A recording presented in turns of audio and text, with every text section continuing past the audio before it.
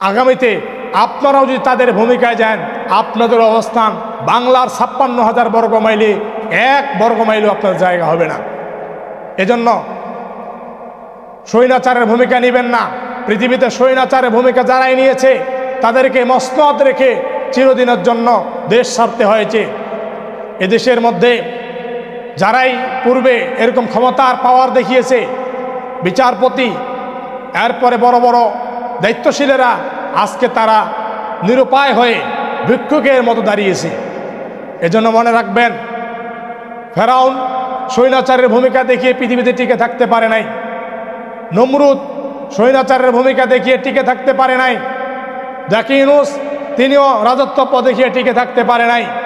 আবু জেহেল, আবুল আহাব তারাও স্বৈরাচারের ভূমিকা দেখিয়ে টিকে থাকতে পারে নাই। এদেশে ২৪-এর মধ্যে ছাত্রদেরকে বিদায় করে দিয়ে ক্ষমতার মস্তদকে টিকানোর জন্য হাসিনাও স্বৈরাচারী ভূমিকা নিয়েছিল, তাকেও জনগণ থাকতে দেয় নাই।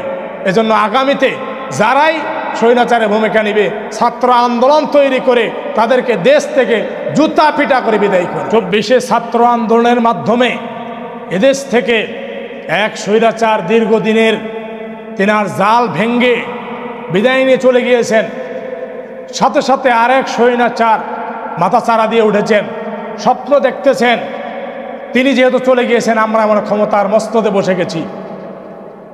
স্বপ্ন দেখতেছেন, তাদের কাছে মানুষের রক্ত মনে হয় না, তাদের কাছে মানুষের জীবন মনে হয় না।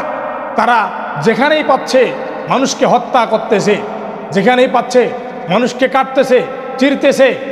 এরকম মানুষের উপর উত্তপ্ত হয়ে তারা চাঁদাবাজ শুরু করেছে।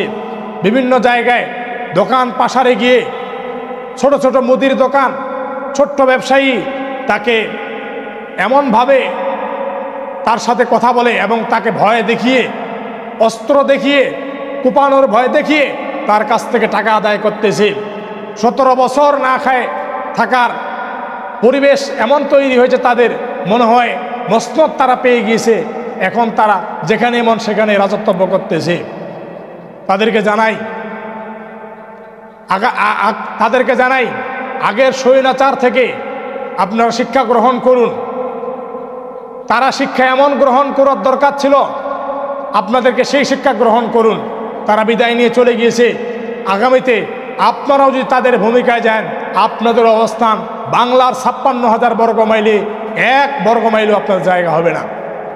এজন্য স্বৈরাচারের ভূমিকা নেবেন না। পৃথিবীতে স্বৈরাচারের ভূমিকা যারাই নিয়েছে তাদেরকে মসনদ রেখে চিরদিনের জন্য দেশ ছাড়তে হয়েছে। এদেশের মধ্যে যারাই পূর্বে এরকম ক্ষমতার পাওয়ার দেখিয়েছে, বিচারপতি, এরপরে বড় বড় দায়িত্বশীলেরা, আজকে তারা নিরুপায় হয়ে ভিক্ষুকের মতো দাঁড়িয়েছে। এজন্য মনে রাখবেন, ফেরাউন স্বৈরাচারের ভূমিকা দেখিয়ে পৃথিবীতে টিকে থাকতে পারে নাই। নমরুদ স্বৈরাচারের ভূমিকা দেখিয়ে টিকে থাকতে পারে নাই। জাকির ইউনূস তিনিও রাজত্ব দেখিয়ে টিকে থাকতে পারে নাই। আবু জেহেল, আবুল আহাব তারাও স্বৈরাচারের ভূমিকা দেখিয়ে টিকে থাকতে পারে নাই। এদেশে ২৪-এর মধ্যে ছাত্রদেরকে বিদায় করে দিয়ে ক্ষমতার মস্তদকে টিকানোর জন্য হাসিনাও স্বৈরাচারী ভূমিকা নিয়েছিল, তাকেও জনগণ থাকতে দেয় নাই। এজন্য আগামীতে যারাই স্বৈরাচারের ভূমিকা নেবে, ছাত্র আন্দোলন তৈরি করে তাদেরকে দেশ থেকে জুতা পিটা করে বিদায় করে।